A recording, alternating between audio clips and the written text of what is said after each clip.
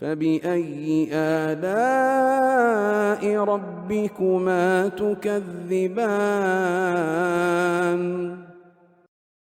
Ali bin Abi Thalib radhiyallahu anhu adalah salah satu sahabat Nabi yang mulia dan satu dari 4 khulafaur rasyidin yang kita diperintahkan oleh Nabi Muhammad sallallahu alaihi wasallam untuk mengikuti jejak mereka. Sebagaimana disebutkan dalam sebuah hadis Nabi sallallahu alaihi wasallam, sesungguhnya barang siapa yang masih hidup sepeninggalku, maka ia akan menyaksikan banyak sekali perselisihan. Maka, tetaplah kalian berpegang teguh kepada sunnahku dan sunnah khulafaur rasyidin yang diberikan petunjuk. Gigitlah sunnah tersebut dengan gigi geraham kalian. Berhati-hatilah dari perkara-perkara baru dalam agama. Karena setiap perkara baru adalah bidah dan setiap kebidahan adalah sesat.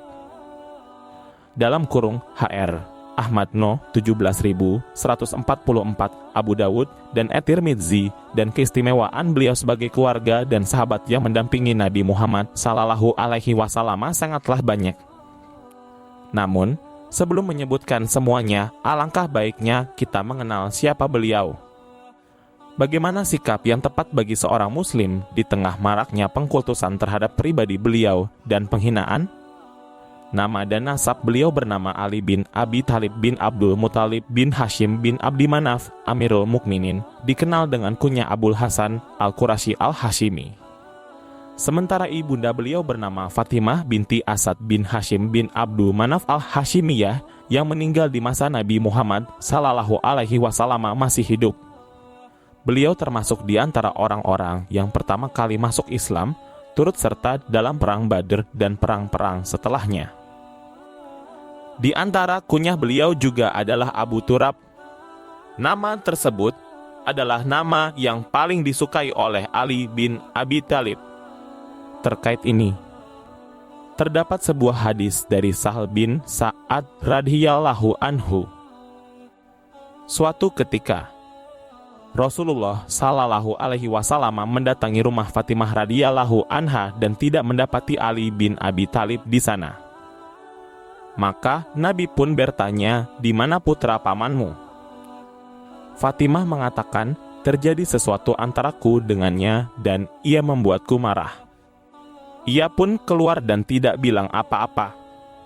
Nabi Muhammad sallallahu alaihi wasallam pun meminta kepada seorang sahabatnya, "Tolong cari di mana dia." Kemudian laki-laki tadi kembali dengan mengatakan, "Ia ada di masjid, ya Rasulullah." Maka Rasul pun mendatanginya dan mendapatinya tengah berbaring dengan pakaiannya yang tersingkap di bagian pundak dengan debu yang berada di tubuhnya. Maka Nabi Muhammad sallallahu alaihi wasallam pun mengusap debu yang ada pada Ali sembari mengatakan, "Bangunlah wahai Abu Turab, bangunlah wahai Abu Turab." HR Muslim No 2409. Ciri fisik Ali bin Abi Thalib. Ada banyak riwayat dari para ulama yang menyebutkan ciri-ciri fisik Ali bin Abi Thalib. Di antaranya yang diungkapkan oleh Sawadah bin Hanzalah, "Aku pernah melihat Ali memiliki jenggot yang berwarna kekuningan." Satu Muhammad bin Al-Hanafiyah mengungkapkan pernah juga beliau mewarnainya dengan hina dalam kurung pacar lalu meninggalkannya. Dua Abu Ishaq menyatakan, "Aku pernah menyaksikannya berkhotbah dan tanpa sengaja pakaian atasnya tersingkap. Aku dapati perut beliau bidang kepala serta jenggotnya memutih." Ali bin Abi Thaliblah yang waktu itu masih sangat muda berani pasang badan menggantikan Rasulullah Shallallahu Alaihi Wasallam. Sebagaimana disebutkan oleh Ibnu Sayyidin Nas dalam Uyun Al-Atsar dalam kurung 1:295, ketika pertengahan malam, para pemuda Quraisy berkumpul di depan pintu rumah Nabi Muhammad Shallallahu Alaihi Wasallam.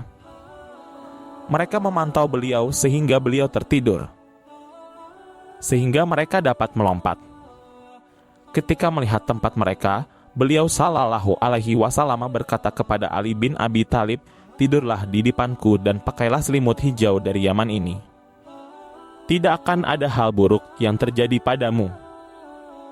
Keberanian Ali bin Abi Thalib dalam banyak peperangan akan sering kita dapati di mana Rasulullah Shallallahu Alaihi Wasallam berperang, maka di situ ada Ali bin Abi Thalib. Terkadang berperan sebagai pembawa bendera, terkadang sebagai pemecah barisan musuh, terkadang sebagai penghancur benteng dan berhala, dan lain sebagainya. Ini semua menunjukkan seberapa berani dan gigihnya beliau berjuang untuk Islam. Kisah lain disebutkan oleh Ibnu Katsir dalam Al-Bidayah wan Nihayah 3272 yang menjelaskan bahwa ketika dua pasukan kaum muslimin dan kafir bertemu di medan perang Badar, tiga pemimpin pasukannya ingin unjuk keberanian, yaitu Utbah bin Rabi'ah, Syaibah, dan Al-Walid bin Utbah. Mereka menantang pasukan muslimin. Kemudian diutuslah 3 orang dari pasukan kaum muslimin. Di antaranya Ali bin Abi Thalib radhiyallahu anhu yang berduel dengan Al-Walid bin Utbah dan berhasil menumbangkannya dengan cepat. Kabar-kabar dusta tentang Ali bin Abi Thalib radhiyallahu anhu, kabar dusta yang ditujukan untuk Ali bin Abi Thalib radhiyallahu anhu jauh lebih banyak dibandingkan yang ditujukan kepada sahabat Rasulullah selain beliau. Sehingga tak jarang kita dapati hal tersebut termaktub dan tersebar di tengah kaum muslimin. Di antaranya adalah pertama riwayat dari Abdullah bin Abbas radhiyallahu anhuma yang mengatakan Ali bin Abi Thalib mengatakan, "Aku adalah saudara Rasulullah, walinya, anak pamannya, dan ahli warisnya. Siapakah yang lebih berhak dariku sepeninggal beliau?" Dalam kurung As-Sunan Al-Kubra no 8396, Az-Zahabi rahimahullahu mengomentari hadis ini munkar. Kedua riwayat yang menyebutkan bahwa Ali bin Abi Thalib mengatakan, "Aku adalah hamba Allah. Akulah As-Siddiq Al-Akbar. Tidak ada yang mempertanyakannya, kecuali ia adalah pendusta. Aku sudah sholat 9 tahun sebelum yang lain." As-Sunan Al-Kubra no 8398. Imam Ahmad mengatakan bahwa hadis ini munkar. Demikian pula yang disampaikan oleh Ibnul Jauzi dalam Al-Maudu'at.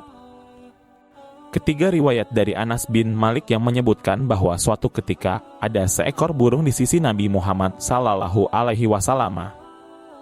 Beliau pun mengatakan, "Ya Allah, datangkanlah seseorang yang paling kau cintai yang bisa makan burung ini bersamaku." Maka Ali bin Abi Thalib datang dan makan bersama beliau. Dalam kurung As-Sunan Al-Kubra no 8341 dan riwayat-riwayat lain yang dinilai oleh para ulama sebagai kisah-kisah yang palsu, tidak memiliki sumber yang valid. Yang mana kisah-kisah ini akan menimbulkan sikap berlebihan pada sebagian orang. Semoga Allah Ta'ala hindarkan kita dari perbuatan tersebut. Amin.